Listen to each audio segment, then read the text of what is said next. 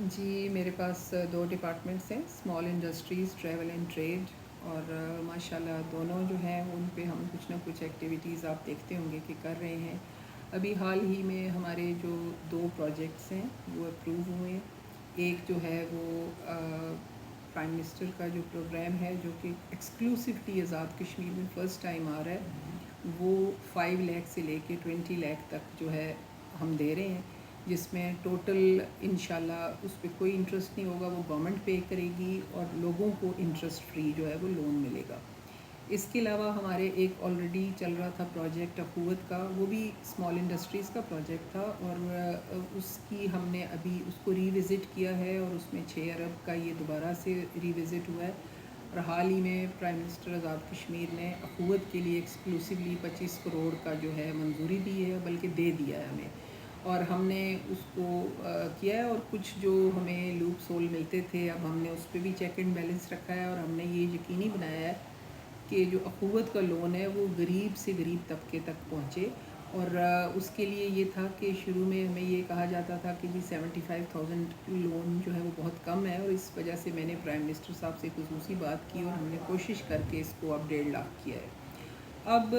کئی لوگوں کے لیے 1.5 لاکھ بھی بہت چھوٹا لون ہوگا، لیکن اس وقت کوئی 60 سے زیادہ کاروبار ایسے ہیں جو صرف 1.5 لاکھ پہ شروع کیے جا سکتے ہیں۔ اگر آپ کوئی کام کرنا چاہیں تو اٹس نیور ٹو لیٹ، اور یہی وجہ ہے کہ ہم نے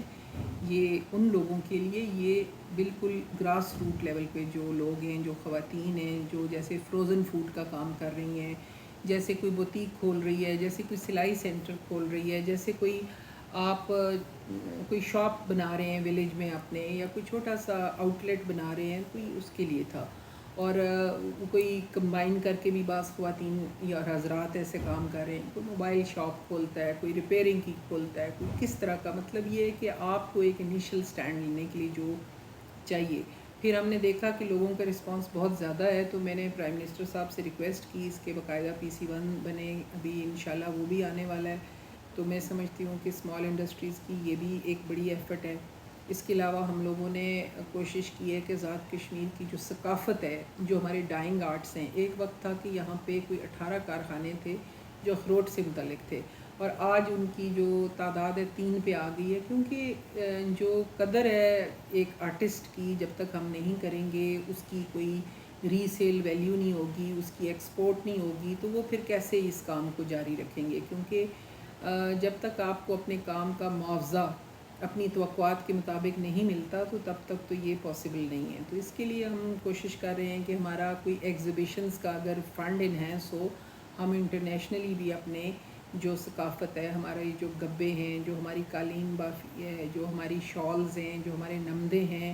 ہمارا اخروٹ کا کام ہے، پیپر معاشی کا کام ہے، ہم اس کو بھی، اس کی نمائشیں ملک میں بھی کرتے رہتے ہیں اور باہر بھی جا کے اس کی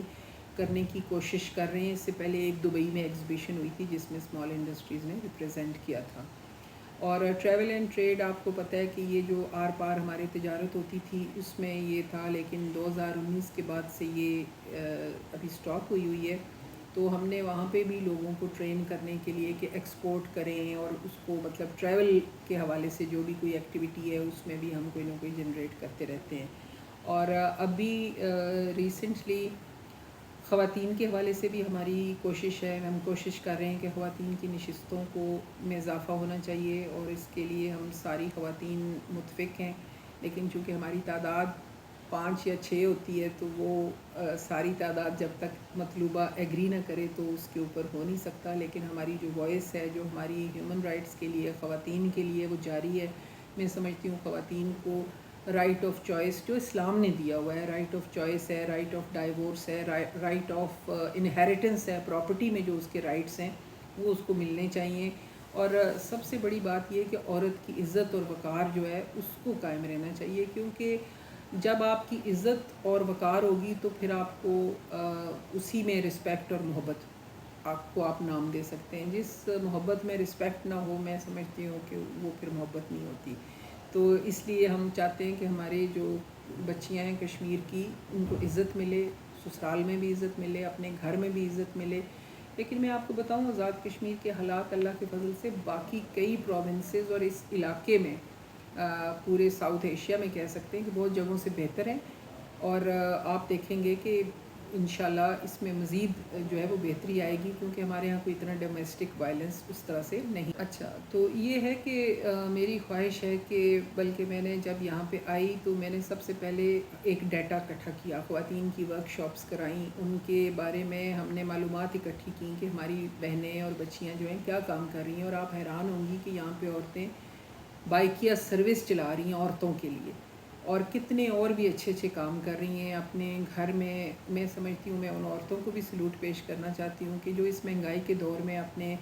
گھر کا جو بجٹ ہے اپنے ہسبینڈ کو، اپنے والد کو اور چلانے میں مدد دے رہی ہیں، اور جو آج کل کے مشکل حالات ہیں، کیونکہ اب وہ زمانہ نہیں رہا کہ ایک آدمی کمائے اور باقی لوگ جو ہیں وہ بیٹھ کے کھائیں۔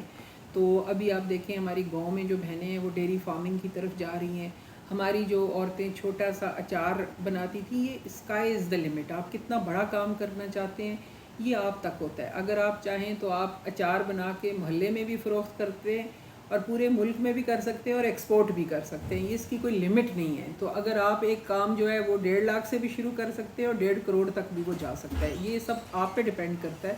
کہ آپ اس کو کتنا آگے بڑھاتے ہیں۔ تو میں اپنی بہنوں کو یہ پیغام دینا چاہتی ہوں کہ اٹس نیور ٹو لیٹ، آپ جو بھی کام کرنا چاہتی ہیں زندگی میں اس میں کبھی یہ نہ سوچیں کہ اب ٹائم گزر گیا ہے یا اب دیر ہو چکی ہے، اپنے خوابوں کو ضرور جو ہے پروان چڑھائیں، کیونکہ ایک طاقتور عورت جو ہے معاشرے کی وہ ہی ایک کانفیڈنٹ ماں ہوتی ہے، اور وہ اگلی نسل کو ایک بہتر تربیت بھی دیتی ہے، اور وہ تبھی ممکن ہے کہ اگر وہ فائنینشلی بھی انڈیپینڈنٹ ہو۔ بہت شکریہ۔